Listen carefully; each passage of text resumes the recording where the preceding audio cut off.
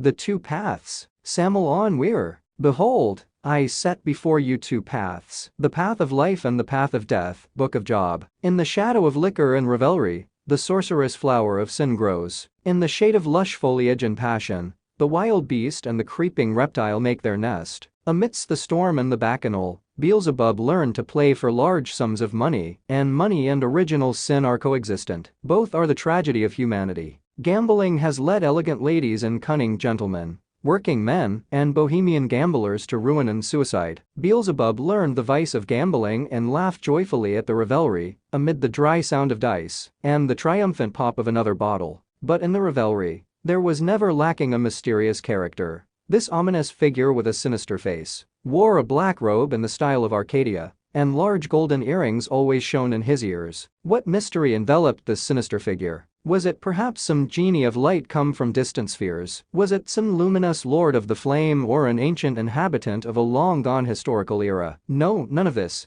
This man was merely a horrible and monstrous transgressor of the law, a black magician. Beelzebub learned from this black magician certain secret keys to succeed in the vice of gambling. Friendship mixed with gratitude and revelry, and so the sinister character led his victim down the dark path. During the time of Saturn, men used astral bodies and were tall in stature. At that time, our current human bodies were merely germs with potential for development. The current inner beings were then only virginal sparks animating the mineral kingdom. But Beelzebub was a man of that era, because he had a self and knew he had one. If he had continued on the narrow and straight path leading to the light, he would have become a master of the mind, a child of fire, like his dearest friends. But liquor, pleasure, gambling, and fornication, with their exotic flowers of malignant and seductive beauty, hypnotize the weak and lead them into the abyss. Beelzebub became an intimate friend of the sinister character who, with his miraculous keys, made him triumphant in gambling. And one day he was sadly prepared to receive the first initiation into black magic in a dark temple. His teacher had made ineffable promises to him,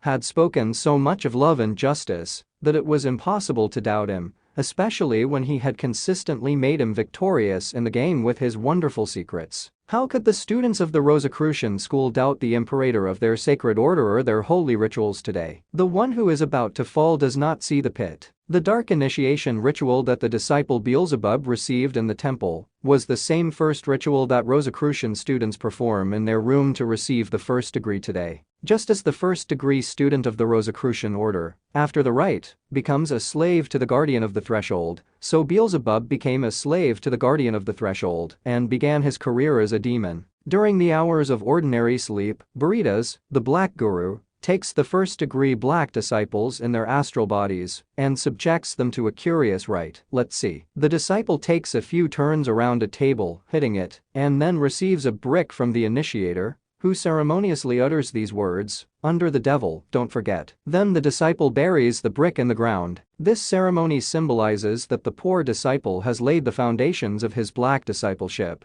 and must now obey the orders of the black fraternity. Afterward, certain hidden treatments are applied to the naive victim on the major chakras of the head to control him for the black brotherhood, and a lens in the shape of an eye is applied to the nape of the neck to influence the important centers of his subconscious. When the disciple awakens in his bed, he has no memory of what happened in the astral. Black magicians have their mystique, and they always firmly believe they are on the right path. No black magician believes they are on the wrong path. The path of black magic is the wide path full of vices and pleasures. Mariella, the great black magician, filled with a delightful and fatal beauty, with her enchanting voice and tender face, glided agile and light on the soft carpet of the grand and splendid salons of European nobility. Her seductive voice resonated at the party like a love poem, like a kiss of shadows, like ineffable music. It was like the romance of a melody or the miraculous dream of a Beethoven symphony. Mariella, the great magician, the splendid lady of all the courts of Europe, the 60 souls in the cauldron, with their grey hair, resembled a garden of white daisies. Amidst the perfumes, silks, and tailcoats of the royal palaces, they were the 60 souls of the cauldron,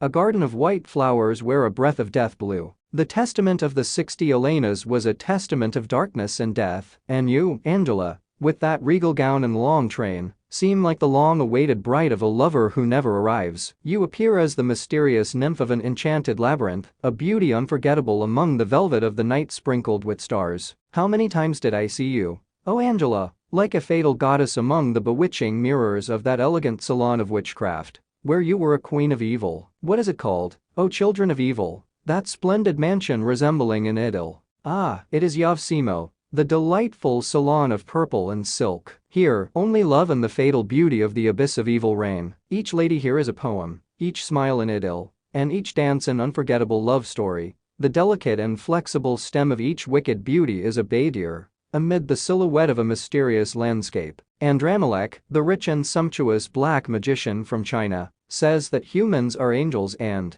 therefore, have no reason to suffer, and he always advises his friends to enter aristocracy, dress like princes, and make a lot of money. Chirenzi, the black KH, speaking in a social sense, says that his disciples must be winners, and a disciple who is not a winner cannot be his disciple. Black magicians love fornication, and as if trying to justify themselves, they say it is a divine relationship. Black magicians know very well that souls that move away from the inner being disintegrate in the abyss. But then Chirenzi, the spokesperson for the teachings of the Brothers of the Dark Caves, says that the soul is merely a garment, and that it must disintegrate, because they are only interested in the real being, and they aspire to build their nest in the absolute. This is the dangerous mystique of black magic. Any neophyte in occult science easily falls into this philosophy of terribly malignant and seductive beauty. Black magicians hate Christ and consider him an evil character. Chirenzi, the KH, says that Lord Christ was not initiated,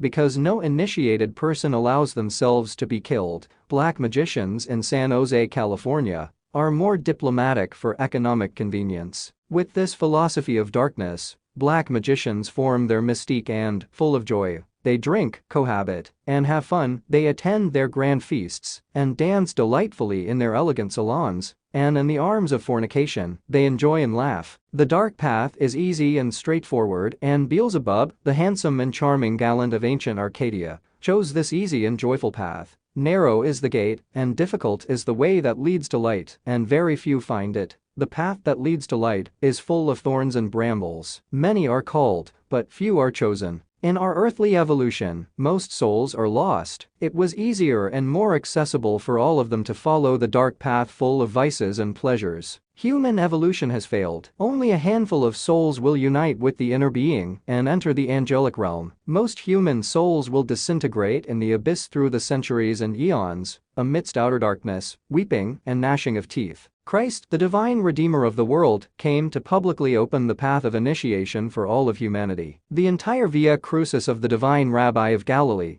is the path of initiation that the initiate must travel on their way to the high initiation Golgotha, where the soul unites with the inner being and becomes immortal, reaching the ineffable souls of the pleroma. A deep slumber of impenetrable centuries rests upon the august and sacred mysteries. The Word made flesh lies at the bottom of our sacred ark, waiting for the supreme moment of our resurrection. The holy doctrine of the Savior of the world shines with the luminous and spermatic fiat of the first moment, and the rod of Aaron awaits the serpent's passage. The holy Gnostic Church is the jealous guardian of the Pistis Sophia, where all the teachings of the divine Rabbi of Galilee are written, and at the heart of the ages, the ancient and painful path shines brightly, the path that all the masters of humanity have traveled.